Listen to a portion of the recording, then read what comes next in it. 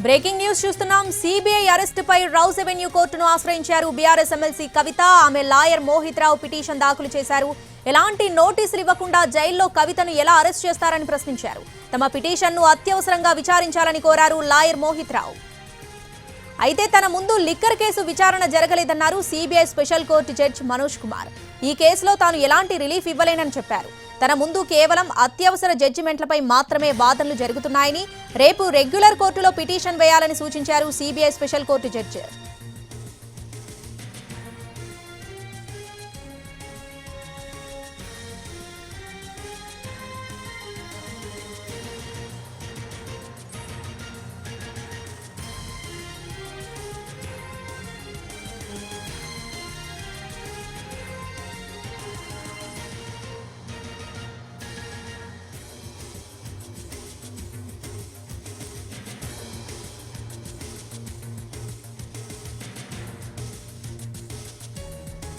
CBI అరెస్టుపై Rouse Avenue కోర్టును ఆశ్రయించారు బీఆర్ఎస్ ఎమ్మెల్సీ కవిత తరపు లాయర్ మోహిత్ రావు. పిటిషన్ దాఖలు చేశారు. ఎలాంటి నోటీసులు ఇవ్వకుండా జైల్లో కవితను ఎలా అరెస్ట్ చేస్తారని ప్రశ్నించారు. తమ పిటిషన్ను అత్యవసరంగా విచారించాలని కోరారు లాయర్ మోహిత్ రావు. అయితే తన ముందు లిక్కర్ కేసు విచారణ జరగలేదన్నారు CBI special court judge Manoj Kumar. ఈ కేసులో తాను ఎలాంటి రిలీఫ్ ఇవ్వలేనని చెప్పారు. తన ముందు కేవలం అత్యవసర జడ్జిమెంట్లపై మాత్రమే వాదనలు జరుగుతున్నాయని, రేపు రెగ్యులర్ కోర్టులో పిటిషన్ వేయాలని సూచించారు CBI special court judge.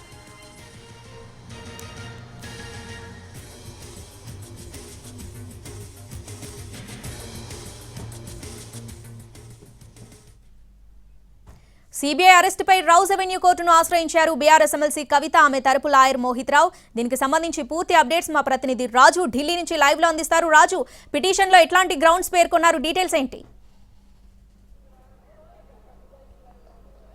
Shravani, ఈరోజు మధ్యాహ్నం అంటే 12:15కు తిహార్ జైల్లో ఉన్నటువంటి ఎమ్మెల్సీ కవితను సిబిఐ అరెస్ట్ చేసింది. వాస్తవానికి కవితను అంటే గత నెల 15వ తేదీన ఈడీ అరెస్ట్ చేసింది. ఆ తర్వాత జ్యుడిషియల్ రిమాండ్లో భాగంగా కవిత తిహార్ జైల్లో ఉన్నారు. అయితే ఎటువంటి నోటీస్ ఇవ్వకుండా సిబిఐ ఎలా అరెస్ట్ చేస్తుందనే దాని మీద అత్యవసరంగా రౌస్ ఎవెన్యూ స్పెషల్ కోర్టులో విచారణ జరపాలని చెప్పి కవిత తరపున న్యాయవాదులు రానా, మోహిత్ రావులు పిటిషన్ మూవ్ చేశారు. అయితే ఈరోజు రంజాన్, దాంతో సెలవు దినం, అంటే కోర్టు మొత్తం మీద ఒకే ఒక్కరు డ్యూటీ జడ్జి మాత్రమే ఉన్నారు. ఏదైతే తన ముందు దీనికి సంబంధించి అంటే మనోజ్ కుమార్ 402 కోర్టులో ఉన్నారు. సో ఆయన ముందు ఏదైతే కవిత తరపు వాదనలు వినిపించే ప్రయత్నం చేశారు. అంటే ఎటువంటి నోటీస్ ఇవ్వలేదు, పైగా ఏదైతే ఇప్పటికే కవితకు సంబంధించినటువంటి సిబిఐ విచారణకు సంబంధించినటువంటి అప్లికేషన్ కోర్టులో విచారణ రానుంది. సో ఈ పరిస్థితుల్లో సిబిఐ ఎందుకు అత్యవసరంగా అరెస్టు చేసిందనే అంశాన్ని సవాలు చేస్తూ కోర్టును ఆశ్రయించారు. అయితే జడ్జి మాత్రం తను ఎప్పుడూ కూడా ఈ లిక్కర్ కేసుకు సంబంధించినటువంటి వ్యవహారాలను విచారణ జరపలేదు. అంతేకాదు ఇది ఎమర్జెన్సీ అంత అత్యవసరమైనటువంటి కేసు కూడా కాదు. సో రేపు ఉదయం రెగ్యులర్ కోర్టు ఏదైతే ప్రస్తుతం లిక్కర్ కేసుకు సంబంధించినటువంటి వ్యవహారాలను విచారణ చేస్తున్నటువంటి కావేరి బవేజా జడ్జి ముందే మీరు విచారణకు అప్లికేషన్ పెట్టుకోండి అని చెప్పి స్పష్టం చేయడం జరిగింది. సో మొత్తానికి కవితకు అంటే ఏదైతే ఎమర్జెన్సీగా మూవ్ చేసినటువంటి అప్లికేషన్లో తను జడ్జి నాట్ బిఫోర్ మీ అనడంతో ఇక రేపు ఉదయమే రెగ్యులర్గా జరిగేటటువంటి కోర్టుకే అటు అప్లికేషన్ మూవ్ చేయబోతున్నారు. ఇక మరోపక్క కవితను సైతం రేపు ఉదయం 10:30 గంటల ప్రాంతంలో ఇదే రౌస్ ఎవెన్యూ స్పెషల్ కోర్టులో జడ్జి కావేరి బవేజా ముందు సిబిఐ హాజరుపరచబోతుంది. తాము కస్టడీలోకి తీసుకొని విచారిస్తాము. దాదాపు 7 నుంచి 10 రోజుల పాటు కస్టడీ కూడా అడిగే అవకాశం స్పష్టంగా కనిపిస్తుంది. శ్రావణి, ఎస్ రాజు, అసలు ఈ కేసుకి సంబంధించి కవిత తరపు లాయర్లు ఏం చెబుతున్నారు రాజు? సిబిఐ నోటీసులు ఇవ్వలేదని, నోటీసులు ఇవ్వకుండా ఎలా అరెస్ట్ చేస్తారని కవిత తరపు లాయర్లు అంటున్నారు. కానీ సిబిఐ మాత్రం మాకు ఎట్లాంటి నోటీసులు ఇవ్వకుండా మాకు అరెస్ట్ చేసే రైట్ ఉందన్నట్టుగా కూడా అంటున్నట్టు సమాచారం అందుతుంది. కాబట్టి అసలు కవిత తరపు లాయర్లు ఏం చెబుతున్నారు? సిబిఐకి ఉన్న రైట్స్ ఏంటి? అంటే వాళ్ళ వాదన స్పష్టంగా ఒకటే చెప్తున్నారు. ఏదైతే ఇప్పటి వరకు ఉన్నటువంటి సిబిఐకి సంబంధించి సిబిఐ విచారణ జరిపేటటువంటి క్రమంలోనే కోర్టును ఆశ్రయించాము. సో ఈడీ అరెస్ట్ చేశారు, ప్రస్తుతం జ్యుడిషియల్ రిమాండ్లో ఉన్నారు. సో సిబిఐ ఏదైతే విచారణ జరపడానికి అంటే 6వ తేదీన కవితను 3:30 గంటల పాటు సిబిఐ తిహార్ జైల్లో విచారణ జరిపింది.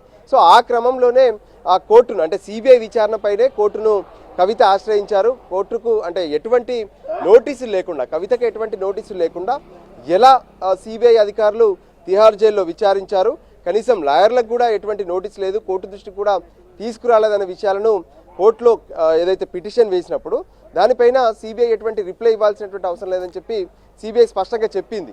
అయినప్పటికీ కూడా తమ వాదనలు వినాలి, అంటే తమ వాదనలు వినకుండా కోర్టు ఏ విధంగా సిబిఐకి అనుమతి ఇచ్చింది అనే దాన్ని అటు కవిత తరపున లాయర్లు కోర్టులో తమ వాదనలు, అంటే తమ వర్షన్ వినిపించే ప్రయత్నం చేశారు. సో ఆ పరిస్థితుల్లో ఆ కేసు 26వ తేదీకి విచారణకు వాయిదా వేశారు. సో 26వ తేదీన విచారణ జరగాల్సి ఉండగా ఈలోగానే, అంటే మొదట విచారణ జరిపారు, దానికి సంబంధించినటువంటి ఎటువంటి నోటీసులు ఇవ్వలేదు.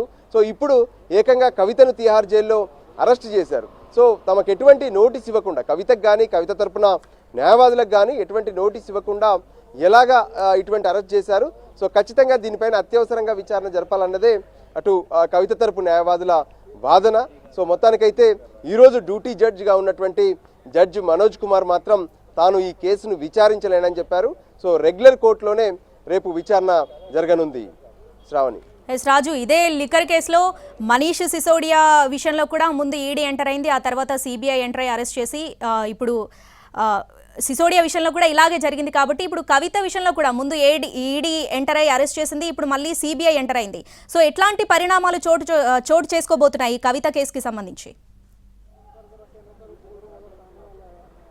ఎస్ శ్రావణి, ఏదైతే లిక్కర్ కేసుకు సంబంధించి మొదటి నుంచి అబ్జర్వ్ చేస్తుంటే ఖచ్చితంగా అంటే ఈ కేసును అంటే అటు సిబిఐ మొదట కేసు నమోదు చేసింది. సో నమోదు చేసినటువంటి సిబిఐ ఆ తర్వాత అందులో ఉన్నటువంటి మనీ లాండరింగ్కి సంబంధించినటువంటి అంశాలపైన విచారణ జరిపేందుకు ఈడీకి కూడా వాళ్ళు నమోదు చేసినటువంటి కాపీని పంపివ్వడం జరిగింది. సో దానికి అనుగుణంగా ఈడీ దీన్ని సమాంతరంగా విచారణ చేస్తుంది. సో సిబిఐ అరెస్ట్ చేసినటువంటి వాళ్ళను ఈడీ కూడా అరెస్ట్ చేసి తమ కస్టడీలో ఉంచుకొని ఇంటరాగేషన్ చేస్తుంది. ఈడీ అరెస్ట్ చేసినటువంటి వాళ్ళను సిబిఐ సైతం అరెస్ట్ చేసి తమ కస్టడీలో ఉంచుకొని ఇంటరాగేషన్ చేస్తున్నారు. సో ఇద్దరు కూడా లిక్కర్ కేసుకు సంబంధించినటువంటి వ్యవహారాలు ఏవైతే ఉన్నాయో, మనీ లాండరింగ్కి సంబంధించినటువంటి వ్యవహారాలను ఎన్ఫోర్స్మెంట్ డైరెక్టరేట్గా ఈడీ విచారణ జరుపుతుంటే, ఏదైతే ఇందులో ఉన్నటువంటి కుట్ర కావచ్చు, నేరపూరితమైనటువంటి అంశాలు కావచ్చు, వీటన్నిటికి సంబంధించినటువంటి, అంటే అవినీతి నిరోధక శాఖగా ఏదైతే అవినీతికి సంబంధించినటువంటి వ్యవహారాలన్నిటిపైన కూడా సిబిఐ విచారణ జరుపుతున్నటువంటి పరిస్థితి ఉంది. సో మొత్తానికి ఇక కవితను ఏదైతే సిబిఐ విచారణ జరపబోతుంది. Right Raju, thanks for the updates.